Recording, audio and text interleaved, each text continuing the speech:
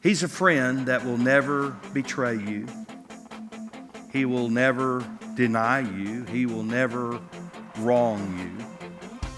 And he will never leave you.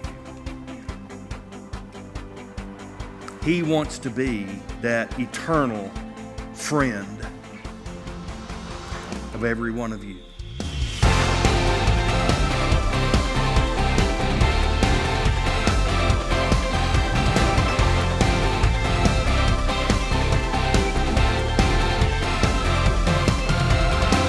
Let me ask you to take your Bible and look with me in the Old Testament book of 1 Samuel this morning. I want to read 5 verses from chapter 18, and I want to talk with you about a topic that is pertinent to every one of us here today, and that is you need a friend. You need a friend. 1 Samuel chapter 18. Let me give you a little bit of a context, and we're going to read these 5 verses.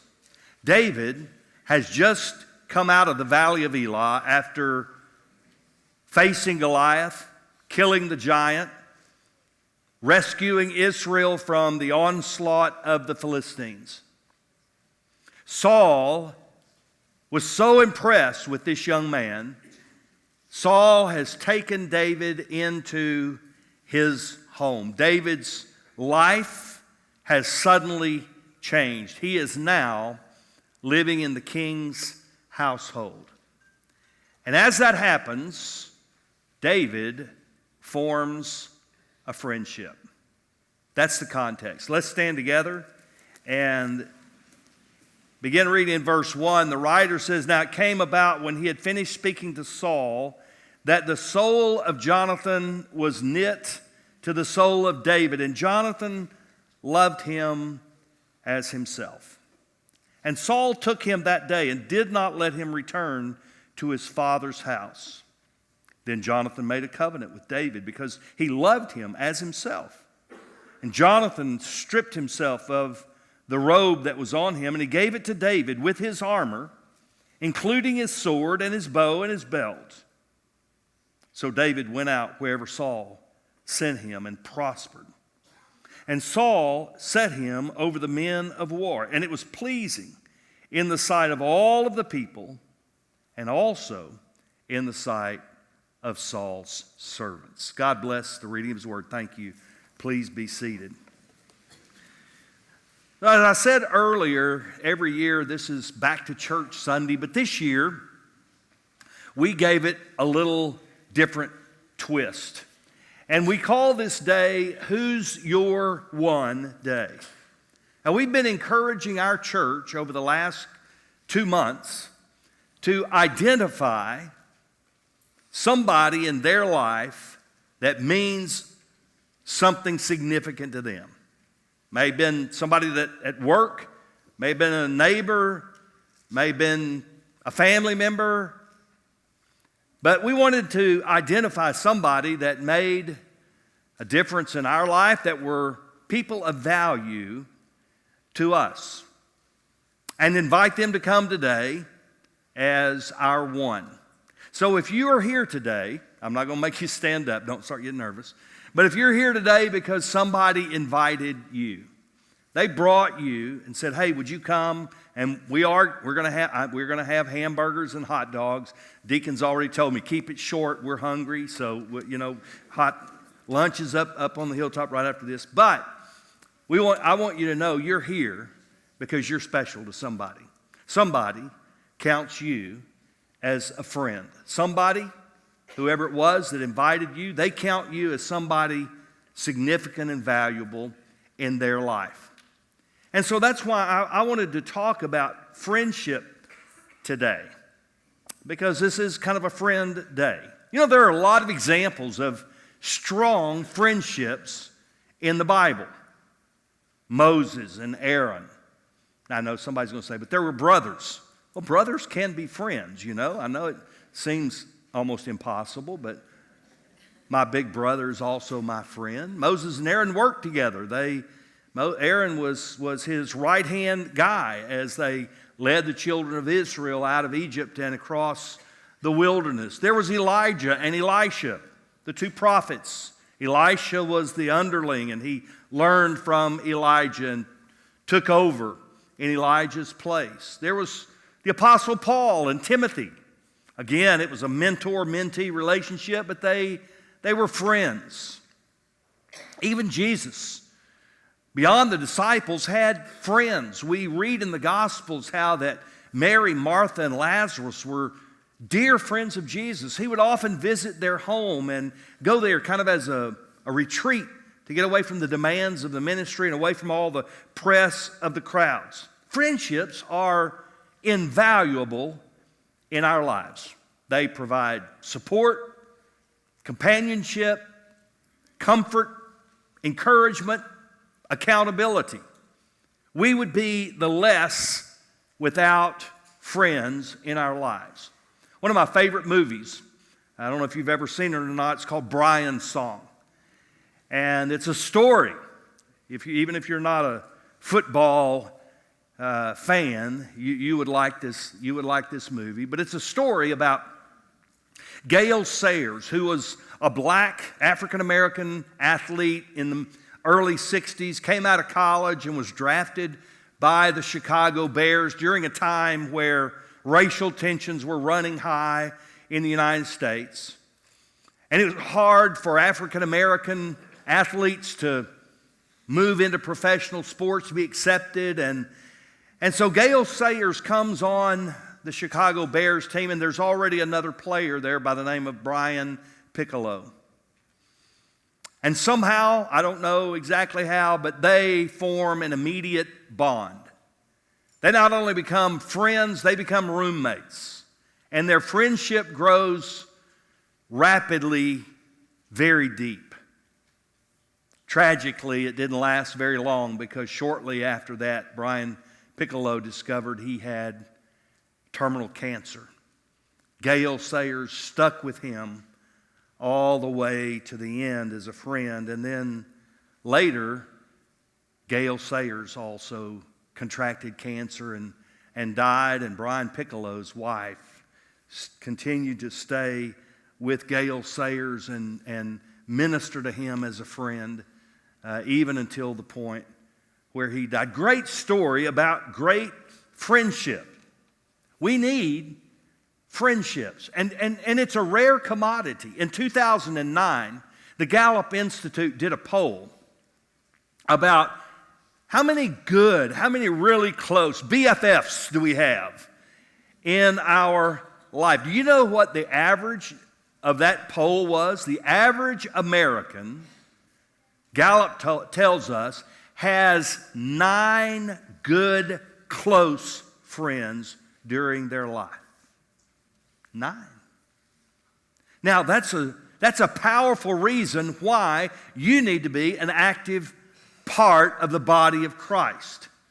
Because if you're part of a church family, you're an active part of a church family, that average number for you is going to climb way up the ladder. You're going to develop some strong relationships, and you're going to have a whole lot more than 9 close friends. But the average American has 9 close friends during their lifetime. Well, this story that we just read here is a classic story in the Bible about friendship. It teaches us some lessons. And I want to call them the 4 I's. You can pick them out. But the first lesson is this, is that it's a reminder that there is a growing interest in friendship in our society. The young generation, the millennials and the Gen Zers, they want authentic relationships. They want to know people. They want people to know them. They want to build that relationship before they move forward with any other kind of stuff. We want to have a close relationship. You can see that. You can see it in our media. I don't know how much TV you watch or how you know the trend, but let's look at the trend for a moment. Let's go back 50 years. I know that's before I was born, but 50 years ago. And you looked at the blockbuster shows that were on TV at that time, they were about families. There was, it didn't matter, comedy, Western, whatever, Bonanza, The Big Valley, The Dick Van Dyke Show, the Partridge Family. I'm really showing my age now. Yeah, they were all stories about families. Now, today, the blockbuster shows are about friends. Duh, one of them's even named Friends. 10 years running, best show on TV. Cheers. Yeah, it's about a bar, but it's a place where everybody knows your name. We all want that, don't we? So even TV is moving, and they're recognizing this strong draw, this desire, this hunger for relationships. There's a tremendous interest. It's also because of our increased geographical mobility in our country. I'm going to go out on a limb here. I want to take a little survey. I hadn't prepared this, so I may bomb, but based on the results in the first service, I don't think I will. How many of you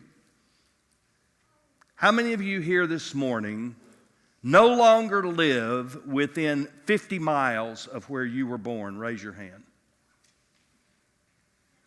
Look across the room, the majority. Now, you say, well, of course, that's the way life is. Wasn't the way that life used to be. 50 years ago, back when Dick Van Dyke was on TV and he was the star,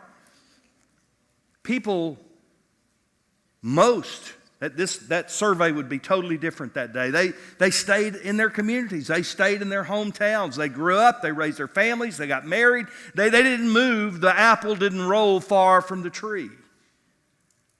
But now it does. And we move a lot. Did you know that 1 out of every 5 American families moves every year? 20% of this country is moving every year. If some of you young people in college were thinking, what kind of career should I think about? Real estate would be an option to think about. Because people are constantly moving, and they're constantly buying houses. And 20% are moving every year. And so what happens is we don't have those family roots close by. We don't have mom, dad, brother, sister, aunt, uncle, all the, grandma, grandpa, all those folks living close by. And if we're going to have a network of strength, we got to build friends. I'm a perfect example. Dinah and I have been through a number of major life events, sometimes life crises, sometimes life celebrations in our time at West Conroe. And it's kind of funny when I talk about that now because it sounds like, we've been here 5 or 10 years. I told Dinah the other day, I said, do you realize we have lived in Conroe longer than we have lived anywhere else in our lives? Even the town where we grew up. We've lived in Conroe longer. And I'm a preacher. And, preachers are notorious for, living out of a U-Haul because we're going to the next town here pretty quick.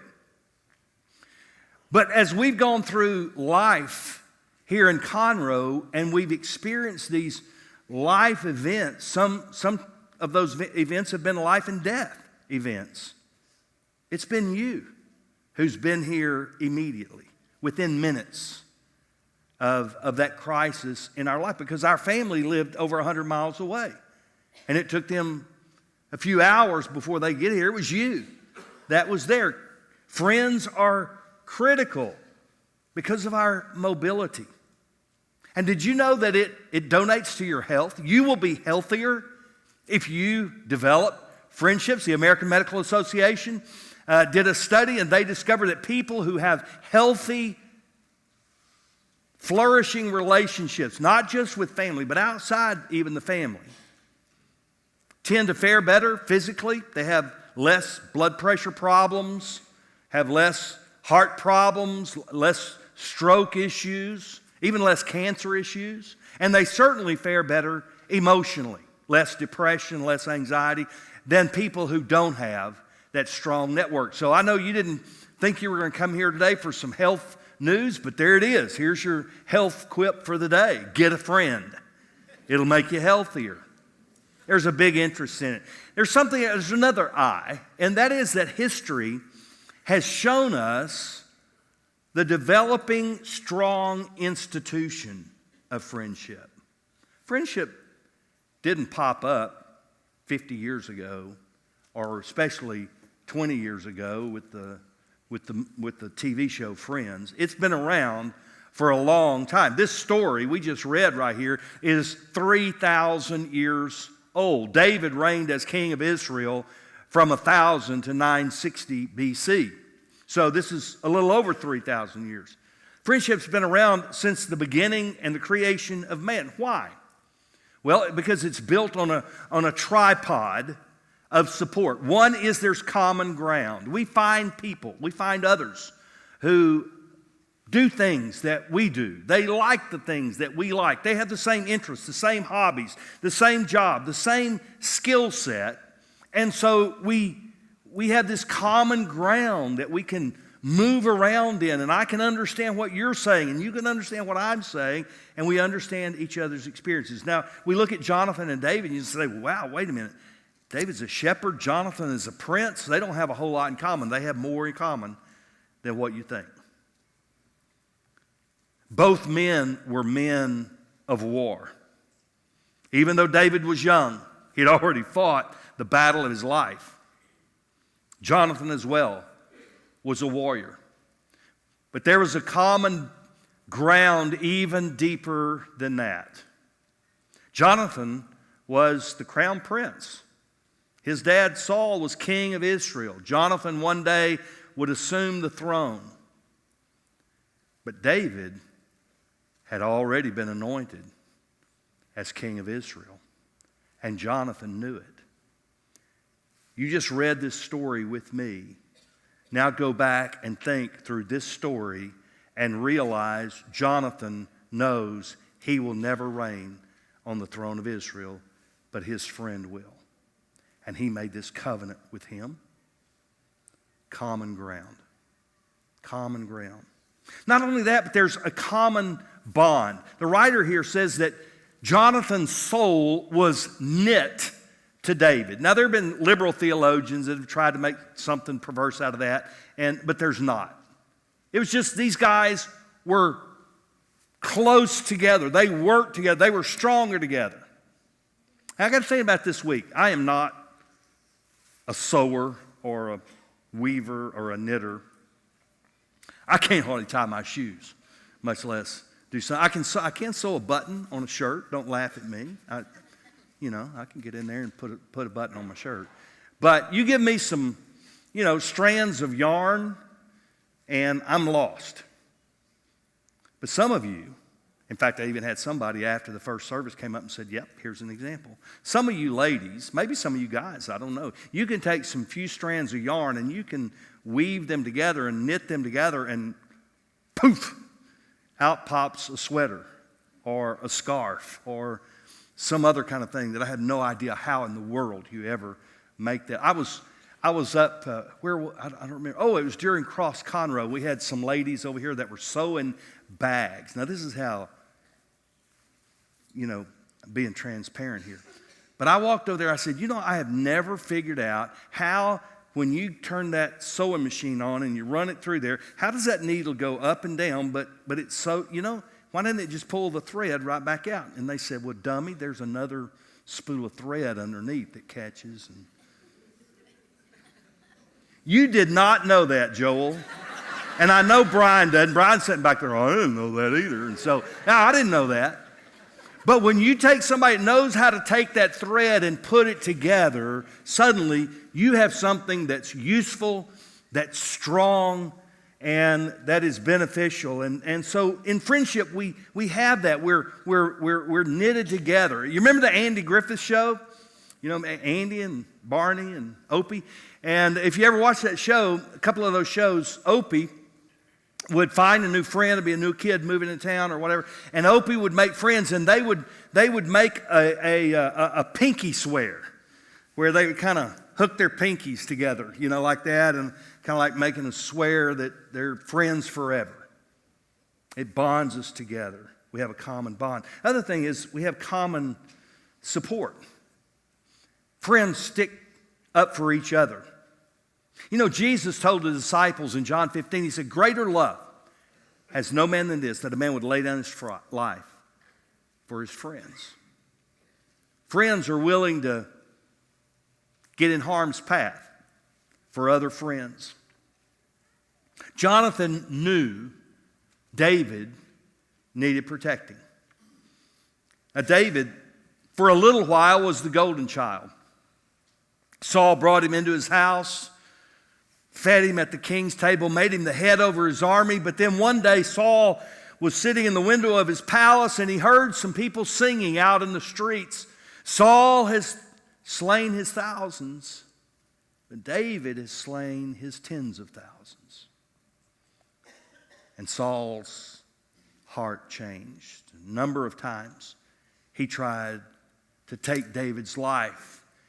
And the unlikely suspect that stepped in the way was Saul's own son, Jonathan, friend of David. There's a tremendous importance in friendship, and we personally feel that. It's serious. The writer here says that David and Jonathan made a covenant. And that word that the writer uses here is the same word that describes God's relationship with Israel when they came out of Egypt.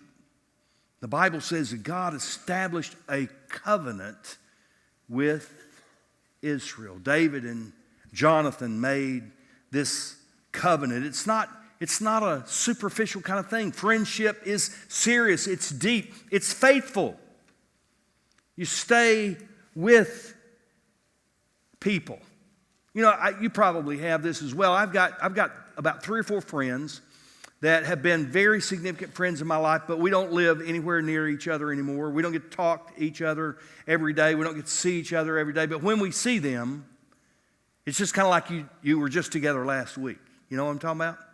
This last Thursday, I had that happen. Larry Howard's a guy in our church, and he called me and said, Mike's coming into town. Mike and I grew up together in Groves. I mean, all the way through elementary school, junior high school, college. We were roommates in college. Mike was in my wedding, and we were just close friends. I wasn't in Mike's wedding because he got married over in Alabama, and I couldn't make it. But our educational paths kind of paralleled, even though he wasn't a preacher, but he was doing his graduate studies at SMU while I was doing graduate studies at Southwestern Seminary, and then he went on to ultimately be a professor at the University of Alabama in Tuscaloosa. Was dean of the School of Math for a while over there, but we're not going to hold that against him. Everybody's got their problems and faults, but but I met Mike for breakfast Thursday, and you know, we just picked up just like we just been fishing together last week. There are friends like that. It's constant. It's steadfast. I have a couple more like that. Not a whole lot, but I have a couple more like that. But they're faithful to each other. Also, they're protective. They're faithful. You've heard the saying, the public service announcement, friends don't let friends drive drunk. If you're a friend, you'll do something that may even make your friend mad to protect him or her for their benefit. You know, when we go to the New Testament and the New Testament talks about love, that's exactly the kind of love. When Jesus said, greater love has no man than this, it's that agape kind of love that says, I'll sacrifice myself for your sake. That's that kind of love, that faithful love that lasts even when we're apart. In the book of Proverbs, chapter 18, verse 24, Solomon says, a man of many companions may come to ruin, but there is a friend who sticks closer than a brother. Now, he didn't know him yet, but I want to tell you that friend is Jesus Christ. He's a friend that will never betray you. He will never deny you. He will never wrong you. And he will never leave you. He wants to be that eternal friend of every one of you. And that brings me to the last I about friendship, and that is there has to be initiative. If there's going to be a friendship, Somebody's got to take the initiative. My dad, when I was growing up, I'll never forget, over and over and over, I heard this. Son, you want to have friends, you be ready to take the first step. In other words, my dad was telling me, you want to be friends, go out and make friends. Go out and talk to people. And I've tried to do that. But I want to tell you, even more so, Jesus Christ took the initiative to make you his friend. Gave up everything he had. He gave up his glory when he left his throne in heaven. He gave up his righteousness when he became sin on the cross. Gave up his life as he died on that cross so that you and I could be his eternal friend. Now I want you to listen to me very carefully. Most people today, maybe even some of you in this room, says, preacher, I hear what you're saying, but I'm good. I'm a Baptist. I'm okay. I'm a Methodist. I'm all right. I'm a Catholic. I'm good. I'm a Mormon. I'm taken care of. I'm Pentecostal. Let me tell you right now, no denomination, no church, no membership, no tag in your life is ever going to make you right with God. The Baptist church didn't die for you. The Mormon church didn't become sin on your behalf. The Catholic Church did not sacrifice itself for your eternity. There's only one person that ever did that. His name is Jesus. Not only did he give it all up, but he rose from the grave so that you could have life and I could have life with him. He took the initiative. He wants us to be his eternal friend. He wants you to be his eternal friend. You'll never do it by joining a church, even by getting baptized. You're going to do it as you place your faith in him. You may say, okay, Pastor, what do I do? What do I do? Number one, you be willing to admit to God, hey, I've disobeyed you. I've sinned. And guess what? Everybody in this room, we are all in a unanimous club called the Sinners Club. Number two, you believe that Jesus really is who he said he was and that he did what he said he did. He really actually factually lived 2,000 years ago and died on a cross and rose from a grave. Number three, you receive that gift of life as a free gift, understanding there's nothing you can do to earn God's favor. It comes by sheer grace. And number four, you place your faith in him. You come to him and just say, Lord, I believe all of that, and here I am, and I know there's nothing I could do, but I believe with all my heart you can do it all, and I'm placing my life in your hands if you'll take me. If you're willing to do that, I guarantee you by God's word, he'll not say no. I hope you'll choose today. If you've not already, I hope you'll choose today to become that forever friend with the Lord Jesus Christ. Would you bow your heads with me?